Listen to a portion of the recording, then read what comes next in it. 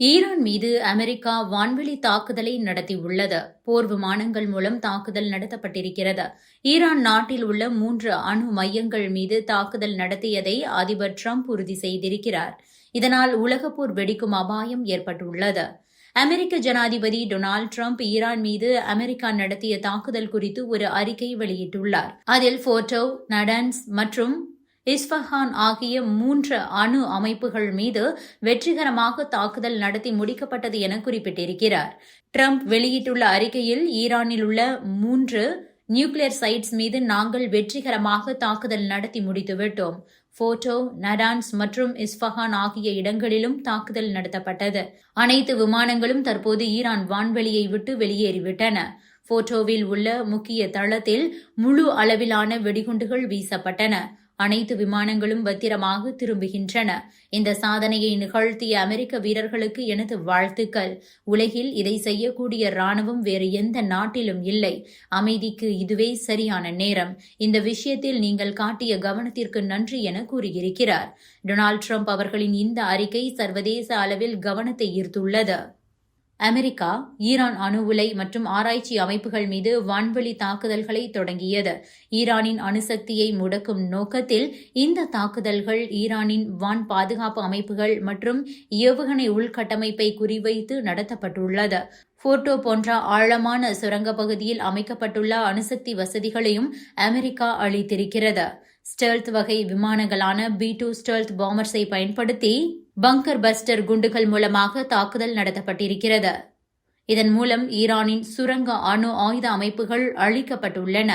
ஈரானின் அணு அமைப்புகள் மீது தாக்குதல் நடத்தப்பட்டால் பதிலடி கொடுக்கும் என்று ஈரான் மீண்டும் ஏற்கனவே எச்சரித்திருக்கிறது. ஈரான் மீதான தாக்குதல்களில் அமெரிக்காவின் ஈடுபாடு மிகவும் ஆபத்தானது என்று வெளியுறவுத்துறை அமைச்சர் அப்பாஸ் அராக்சி கூறியிருக்கிறார். இஸ்தான்புல்லில் செய்தியாளர்களிடம் பேசிய அவர், ஈரான் மக்கள் குண்டுவீச்சை எதிர்கொண்டு இருக்கும்போது அமெரிக்காவுடன் பேச்சுவார்த்தையில் ஈடுபட முடியாது என கூறியிருக்கிறார். நேற்று முன்தினம் மாலையே அமெரிக்கா 3-4 B-2 ஸ்டெல்த் பாம்பர்ஸ் விமானங்களை ஈரான் நோக்கி அனுப்பியது. குண்டுகளுடன் சென்ற இந்த விமானம் நடுவழியில் எரிபொருள் நிரப்பியது. நேற்று இரவு தாக்குதல் நடத்தலாம் என எதிர்பார்க்கப்பட்டது. ஈரானின் போர்டோ மீது பங்கர் பஸ்டர் எனப்படும் பதுங்குகுழி வெடிகுண்டுகளை வீசி அதை முற்றிலுமாக அழித்தது உறுதி செய்யப்பட்டிருக்கிறது. B-2 ஸ்டெல்த் வெடிகுண்டு விமானங்கள் மூலமாக தாக்குதல் நடத்தப்பட்டது. மற்ற 2 முக்கியமான அணுசக்தி தளங்களான நடான்ஸ் மற்றும் இஸ்ஃபஹான் ஆகியவை அமெரிக்காவின் நீர்மூழ்கி கப்பல்களிலிருந்து ஏவப்பட்ட 30 டொமஹாக் ஏவுகணைகளால் அளிக்கப்பட்டன. முன்னதாக இஸ்ரேல் ஈரான் மோதல் அதிகரித்து வரும் நிலையில் ஈரான் மீது ராணுவ தாக்குதல் நடத்துவதா இல்லையா என்பது குறித்து அதிபர் டொனால்டு டிரம்ப் அடுத்த 2 வாரங்களுக்குள் முடிவெடுப்பார் என்று வெள்ளை மாளிகை அறிவித்திருந்தது. டிரம்ப் செய்தியை மேற்கோள் காட்டி வெள்ளை மாளிகை செய்திச் செயலாளர் கரோலின் லிவிட் இது பற்றி என்ன சொல்லியிருக்கிறார் என்றால், ஈரானுடன் விரைவில் பேச்சுவார்த்தை நடைபெற வாய்ப்புள்ளது.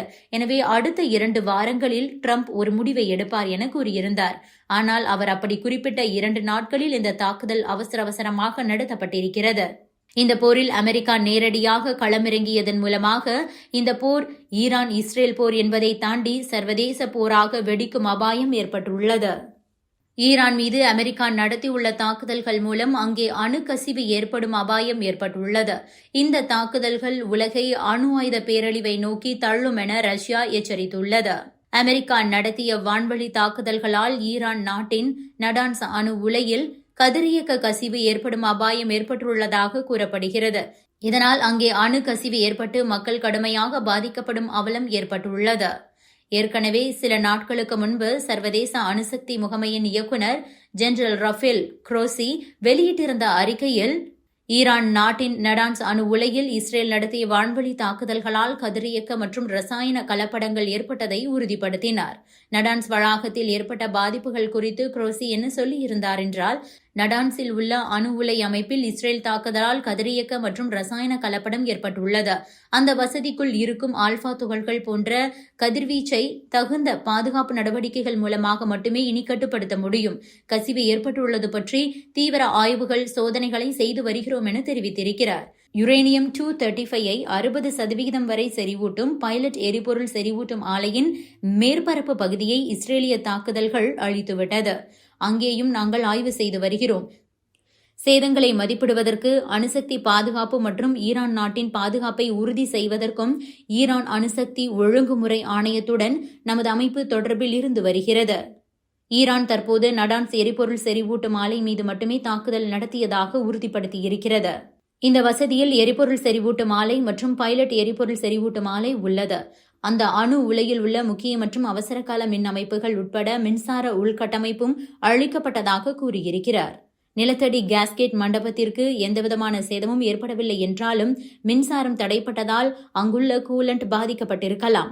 அதோடு ஃபோர்டோ எரிபொருள் செறிவூட்டும் ஆலை மற்றும் இஸ்ஃபஹான் வளாகம் உட்பட பிற இடங்களுக்கு அருகிலும் தாக்குதல் நடத்தப்பட்டதாக ஈரான் முகமை தெரிவித்துள்ளது.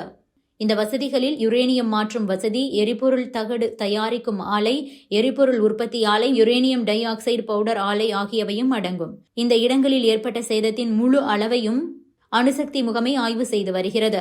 நிலைமை எவ்வளவு மோசமாக இருக்கிறது என்பது ஆய்வுக்கு பிறகே தெரிய வரும். ஆனால் இதெல்லாம் போன வாரம் இருந்த நிலைமை. இப்போது அமெரிக்கா மொத்தமாக அந்த இடங்களை அழித்துவிட்டது. அமெரிக்கா நேரடியாக அங்கே குண்டுகளை போட்டுவிட்டது. இதனால் ஈரானில் கடுமையான அணுக்கசிவு ஏற்படும் அபாயம் உள்ளது. இதற்கிடையே ரஷ்யா இது தொடர்பாக ஒரு அறிக்கையை வெளியிட்டிருக்கிறது. ஈரான் அணு உலைகள் மீது இஸ்ரேல் தொடர்ந்து தாக்குதல் நடத்தி வருவது என்பது சர்வதேச சட்டத்தின் பார்வையில் சட்டவிரோதமானது. இதனால் அணுக்கசிவு ஏற்படும். இதன் காரணமாக உலகம் முழுக்க அணு ஆயுத பேரழிவு ஏற்படும் என்று குறிப்பிட்டுள்ளது. மேலும் இது சர்வதேச பாதுகாப்பிற்கு ஏற்றுக்கொள்ள முடியாத அச்சுறுத்தல்களை உருவாக்கும். இஸ்ரேல் உட்பட உலகம் முழுவதும் இதன் விளைவுகள் எதிரொலிக்கும்.